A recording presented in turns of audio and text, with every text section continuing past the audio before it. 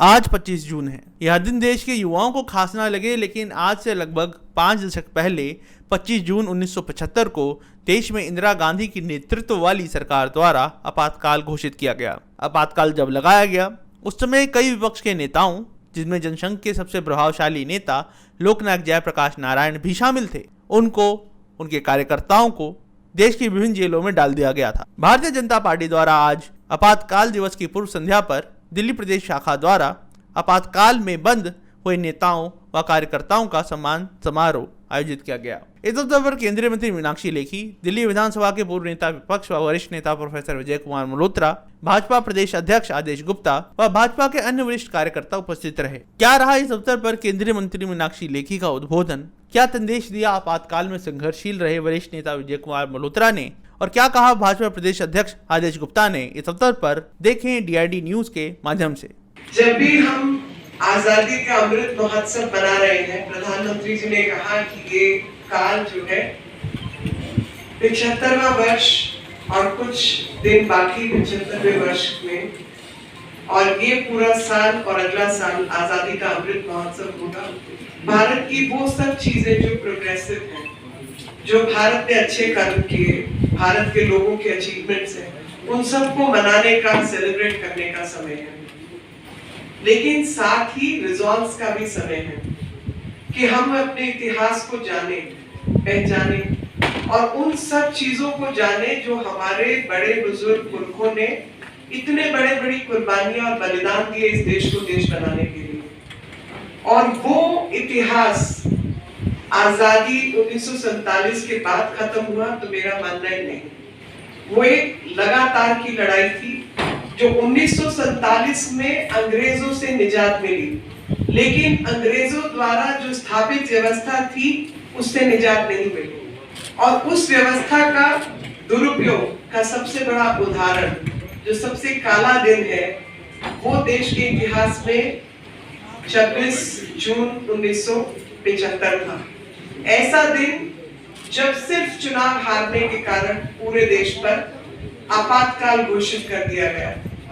और विजय कुमार मल्होत्रा जी तो साक्षी रहे हैं। मैं खुद ऐसे परिवार से आती हूँ जहाँ पर मेरे ससुर साहब ने इस पार्टी की नींव रखी 1980 में। जो लोगों ने रखी उनमें से एक वो भी थे, 5 लोगों में से। लेकिन उससे भी जो बड़ी घटना है वो ये है कि 1947 से पहले वो व्यक्ति 12-14 बार जेल जा चुके थे अंग्रेजों से लड़ते हुए। तो जज्बा देश के प्रति वही था। आज हम 25 जून को जब आपातकाल की घोषणा हुई थी, तो काला दिन मनाने के लिए एकत्र हुए। बहुत लंबा इतिहास है। उस समय जो गिरफ्तार हुए थे लोग, जिनको पकड़ा गया था, जिनको यातनाएं दी गई थी, हर एक का एक अपना पूरा लंबा इतिहास है। कहाँ पर किस प्रकार से हुआ, अब उस समय को याद करें।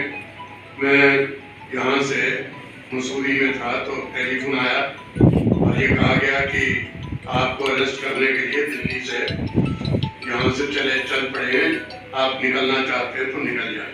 लाला हंसराज जी भी उस समय वहीं थे। तो हमने सोचा कि कहीं जाने की बजाय जेल में अपने साथियों के साथ ही रहना पड़ेगा, तो वैसा ही करना चाहिए। सुबह 3-4-5 बजे दिल्ली से वहाँ पर पुलिस और उनके साथ वो आ गए और वो अरेस्ट करके ले आए। रास्ते में बहुत घटनाएं हैं जो उनकी जिस जीप में लेके आए थे, यहाँ ये जो नहर जाती है गाजिया, उसके पास उसकी दीवार से टकरा करके, और ऐसा लगा कि उसी में समाप्त हो जाएंगे। परंतु वहाँ से दिल्ली जेल में आए। मुझे 4-5 जेलों में रहने का मौका मिला। दिल्ली जेल में तो रहने का अवसर मिला ही, परंतु वहाँ से अम्बाला से हिसार, चंडीगढ़ और कई जेलों में से अलग अलग समय पर रखा गया। जयप्रकाश जी को वहाँ पर चंडीगढ़ की जो जेल, वहाँ हॉस्पिटल है, मुझे जब से वहाँ रखा गया था अम्बाला, तो एक बहुत ज़्यादा पीठ दर्द थी और बहुत ज़्यादा कठिनाई में थे। तो उन्होंने चंडीगढ़ रेफर कर दिया कि एम्स में चंडीगढ़ चले जाए। चंडीगढ़ में गए तो वहाँ पर उन्होंने कहा कि अच्छा इनको वहाँ कमरे में रख दिया जाए। जिस कमरे में जयप्रकाश जी को रखा था उसी कमरे में मुझे रख दिया गया। वहाँ पर जो खिड़कियाँ थी उनको सील किया हुआ था, वहाँ पर कोई पर न मार सके, इस प्रकार के इंतजाम थे। आपातकाल का विरोध जब उस समय जनसंघ, राष्ट्रीय स्वयंसेवक संघ और विपक्षी दल लोकनायक जयप्रकाश नारायण जी के नेतृत्व में जब वो आगे आए और उस आंदोलन में अटल बिहारी वाजपेयी जी, लाल कृष्ण अडवाणी जी, प्रोफेसर विजय कुमार मल्होत्रा जी, देश के अंदर हर जगह, देश के कोई भी हिस्सा, हमारे देश के प्रधानमंत्री जो इस समय श्री नरेंद्र मोदी जी, जेपी नड्डा जी, राजनाथ सिंह जी, ऐसे तमाम नेता, उस समय के नेता, वो चाहे वो सुशील मोदी हो, नीतीश कुमार हो, उन्होंने इस पूरी लड़ाई को भारतीय जनसंघ ने, राष्ट्रीय स्वयंसेवक संघ ने और पूरे विपक्ष ने उसको लड़ा और उसकी अगुवाई अगर कह सकते हैं हम। जनसंघ उस समय बहुत एक बड़ा संगठन था पूरे देश में, लेकिन अगर उस समय उसकी अगुवाई किसी ने, लीडरशिप की हो, तो भारतीय जनसंघ ने की थी, राष्ट्रीय स्वयंसेवक संघ ने की।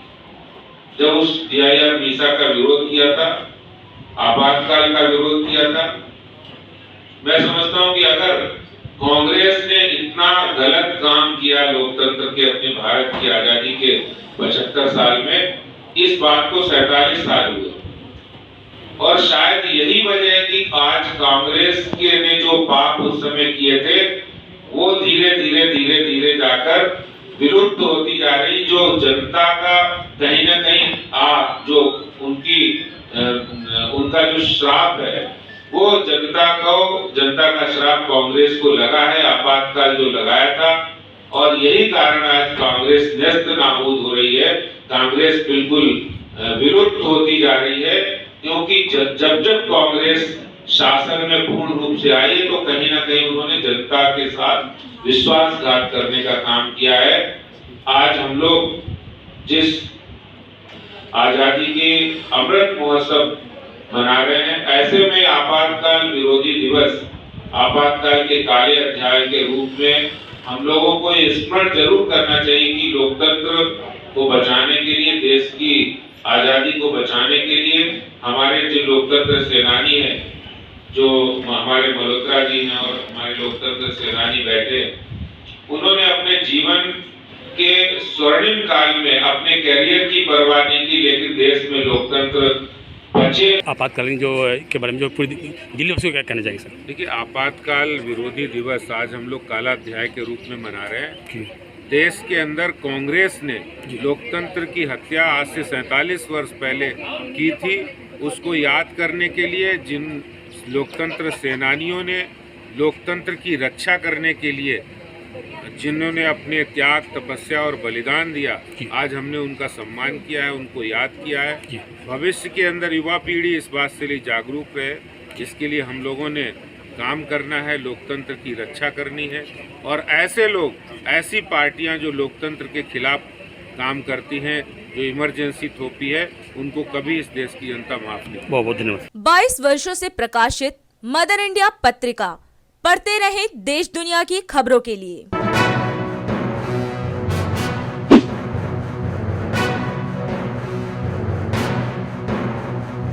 छब्बीसवें वर्ष में आपके लोकप्रिय समाचार पत्र इंडिया दर्पण का प्रवेश। आप देखते रहें अपने क्षेत्र की खबरें।